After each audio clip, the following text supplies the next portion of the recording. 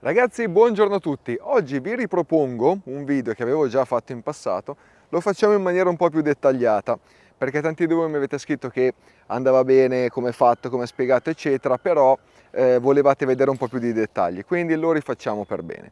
Allora, potiamo il rovo senza spine, quindi la mora domestica, diciamo, quella che coltiviamo anche nei nostri orti, non il rovo selvatico con le spine. Il rovo senza spine è una pianta molto grande e vigorosa, infatti va messa circa 1,5 m, 2 metri una dall'altra sulle file e almeno 2-3 metri tra una pianta e l'altra, perché in estate ci farà una spoglia gigantesca. Vediamo un po' come andarla a potare. Chiaramente il rovo senza spine, così come il lampone, a differenza del ribes e del mirtillo, hanno bisogno dei tutori. Abbiamo dei pali con dei fili doppi, uno è 80 cm, uno è a 1,20 circa e l'altro è a 2 metri, perché sennò la pianta andrebbe a terra. Come sempre ragazzi, come ogni potatura, prima di andare a far tagli bisogna capire dove la pianta fa il frutto. La mora senza spine il frutto lo fa sul ramo dell'anno, sono questi qua, sono belli vivi e sono belli rossi, rossi bordeaux in base alla varietà. Quelli che hanno fruttificato l'anno precedente muoiono, sono secchi. Vedete che questo qua è secco, è marrone, si spezzano i rami e dentro è morto. Questi che hanno fruttificato l'anno scorso vanno eliminati completamente e andiamo a selezionare 3, 4, 5 rami di un anno e li andiamo a fare la potatura. Quindi, prima cosa, avanti, via tutta la roba secca che ha fruttificato quest'anno. Giù alla base lasciamo circa 1-2 dita dal terreno, togliamo tutta la roba secca, la eliminiamo proprio a zero e la togliamo. Possiamo tagliarla in diversi pezzi in modo da darci una mano, evitare di danneggiare le piante sane, i rami sani. Facciamo un paio di tagli così siamo anche più veloci a togliere e non facciamo danni. Tutto via il secco, vedete che io lascio solo questi qua rossi, il secco viene via tutto giù alla base.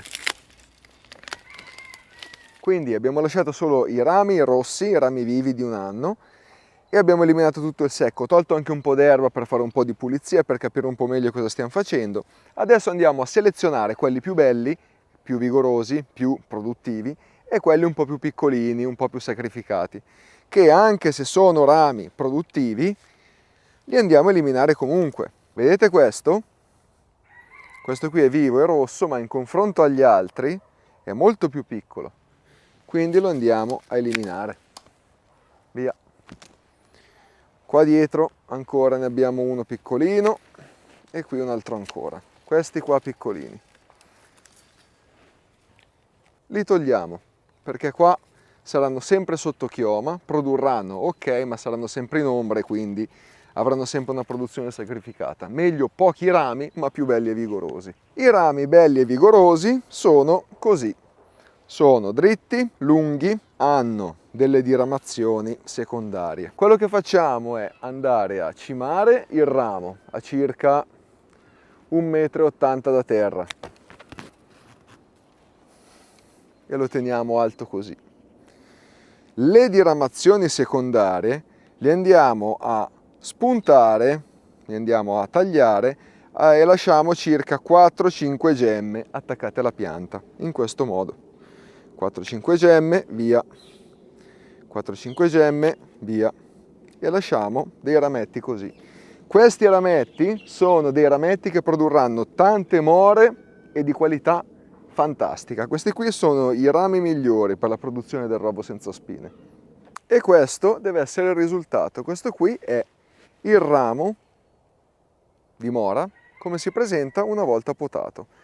Le teniamo circa 4-5 così. Questo qua dietro non ha nessuna diramazione, niente, lo cimiamo semplicemente in questo modo.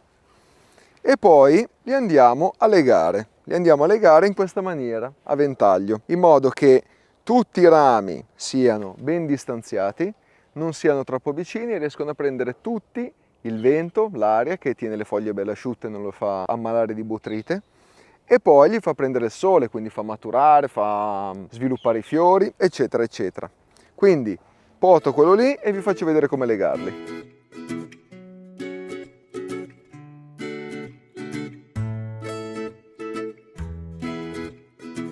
Quindi con un tubetto in PVC oppure del Vimini, come preferiamo, andiamo a allargare i rami. Facciamo una mezza asola intorno al filo, non leghiamo il filo col ramo, vi avevo già fatto vedere, adesso ve lo rifaccio vedere, e poi annodiamo. Evitiamo di usare fil di ferro, roba troppo dura, perché sennò facciamo delle strozzature. Il PVC è ottimo perché anche se si gonfia la pianta, si ingrossa eccetera, lui con la sua capacità elastica rispetta sempre la corteccia della pianta. Per legarlo non facciamo così, gli facciamo un mezzo giro intorno al filo e poi lo leghiamo. In questo modo resterà sempre fermo e rispetterà la fisiologia della pianta, quindi se la pianta si deve ingrossare eccetera, se ha tanta acqua, se ha poca acqua, va a rispettare sempre la sua corteccia, la sua parte esterna, e non scorre. In questo modo lo mettiamo qua e così resta, non andrà in giro anche col vento. Ed ecco qua ragazzi il rovo senza spine prima di essere potato e dopo essere potato. Vedete che differenza? Qua forse riesco a tirar fuori 4 rami, 5 no perché ce ne sono tanti fini, però 4 sì. Comunque il concetto è questo: bello aperto, bello pulito e solo rami rossi. Per questo video è tutto, se avete delle domande scrivetemele nei commenti, ci vediamo nel prossimo video, un saluto dal contadino Nick.